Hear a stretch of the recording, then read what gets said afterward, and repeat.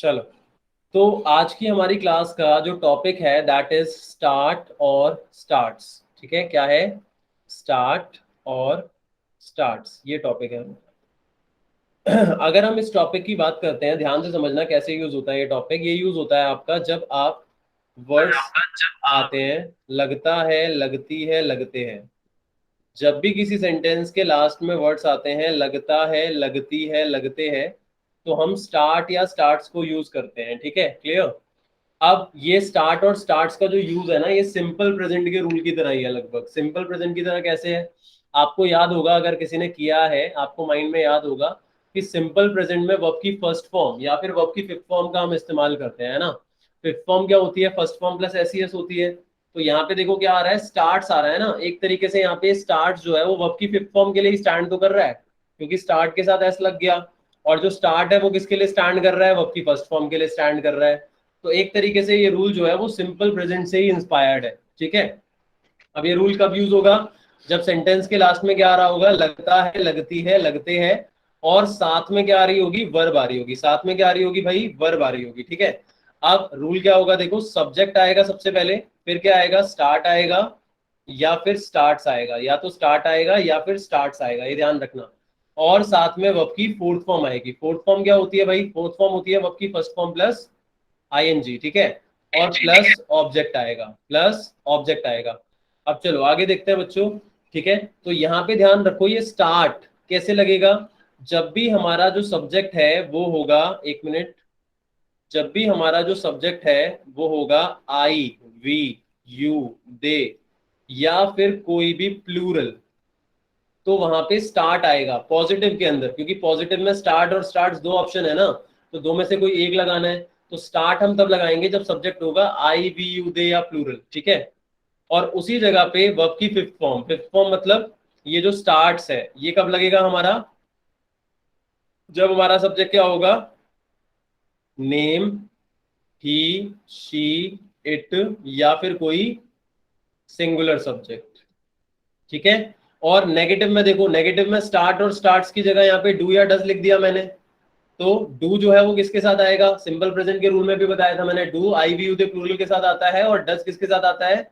Name ही sheet singular. लेकिन main बात यहाँ पे ये है कि जब हमारा डू या डज लग गया, यहाँ पे ये देखो, ये डू या डज जब लग गया तो फिर हमारा स्टार्ट्स नहीं आ रहा, स्टार्ट आ रहा है।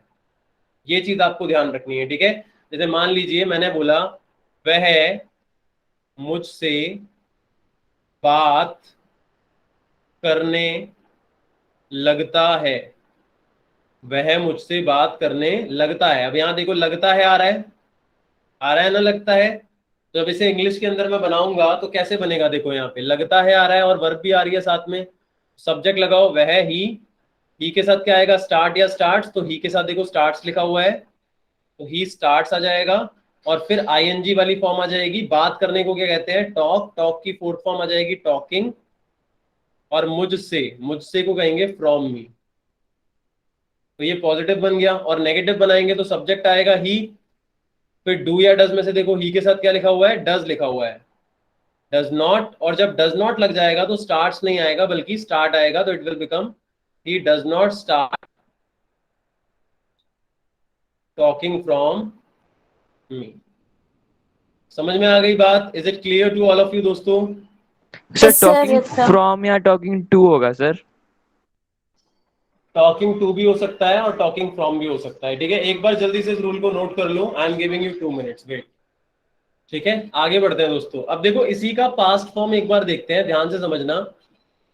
जब इसका पास्ट कंडीशन हम देखेंगे तो उसमें क्या आ जाता है? स्टार्टेड आ जाता है। क्या आ जाता है उसके अंदर? स्टार्टेड आ जाता है। ठीक है, अब स्टार्टेड में क्या हो जाएगा? यहाँ पे सेंटेंस के लास्ट में आ जाता है लगा, लगी, लगे, ऐसे वर्ड्स आ जाते हैं सेंटेंस के लास्ट में। ध्यान से समझना, लगा, लगी, लगे, ऐसे वर्ड्स आ जाते हैं सेंटेंस के लास्ट में। ठीक है, और यहाँ पे भी साथ में वर्ब आती है, आइडेंटिटी के साथ में वर्ब आती है। बस डिफरेंस क्या होगा? स्टार्ट या स्टार्ट्स की जगह आप क्या आ जाएगा? स्टार्टेड आ जाएगा। ठीक है, बाकी सारा रूल सेम है। वर्ब की फोर्थ फॉर्म आ जाएगी प्लस ऑब्जेक्ट। फोर्थ फॉर्म तो आपको पता ही है, फर्स्ट फॉर्म प्लस आईएनजी। और नेगेटिव जब बनाएंगे तो वहां पे डिड नॉट लग जाएगा। नेगेटिव में क्या लग जाएगा? Did not. और ये डिड नॉट लगने के बाद फिर स्टार्टेड की जगह क्या आ जाएगा? स्टार्ट आ जाएगा। और फिर वर्ब की फोर्थ फॉर्म प्लस ऑब्जेक्ट। समझ में आया? क्लियर? स्टार्टेड आ रहा है यहाँ पे, लेकिन जब डिड नॉट लग गया तो स्टार्टेड की जगह हमने क्या लगा दिया? स्टार्ट लगा दिया। ठीक है, जैसे वहां पे स्टार्ट या स्टार्ट्स आ रहा था, यहाँ पे देखो आप, यहाँ पे स्टार्ट या स्टार्ट्स आ रहा था, लेकिन जैसे ही डू डज लगा तो हमने स्टार्ट लगा दिया। इसी तरीके से यहाँ पे भी स्टार्टेड आ रहा है। ठीक है, started is coming here, but did not लगने के बाद स्टार्ट आएगा। ठीक है, एग्जाम्पल के लिए समझो, जैसे मैंने बोला वह भागने लगा, वह भागने लगा, तो लगा आ रहा है, वर्ब भी आ रही है, तो क्या बनेगा? He started running. नेगेटिव बताओ अनिकेत, क्या होगा? He did not start running. सबको क्लियर है? स्टार्टेड। ठीक है, अब इसी के बाद एक और रूल समझ लो, फिर नोट कर लेना आप लोग। अगला रूल दोस्तों हमारा है विल स्टार्ट। विल स्टार्ट का मतलब क्या होता है? इसी की फ्यूचर कंडीशन जो होगी उसको हम विल स्टार्ट कहते हैं। ठीक है, इसमें क्या होता है? सेंटेंस के लास्ट में आता है लगेगा, लगेगी, या फिर लगेंगे। लगेगा, लगेगी, या फिर लगेंगे, और साथ में क्या आता है? वर्ब आता है। रूल क्या होता है? Subject plus will plus start plus fourth form of the verb plus object. ठीक है, और नेगेटिव में क्या आता है? सब्जेक्ट प्लस विल प्लस फिर नॉट लग जाता है, उसके बाद आता है start plus fourth form of the verb plus object. जैसे मैंने बोला वह दौड़ने लगेगा, है ना, तो लगेगा आ रहा है, तो ही विल स्टार्ट रनिंग। ऐसे ही विल नॉट स्टार्ट रनिंग। जल्दी से नोट कर लो बच्चों, fast, right down it fast.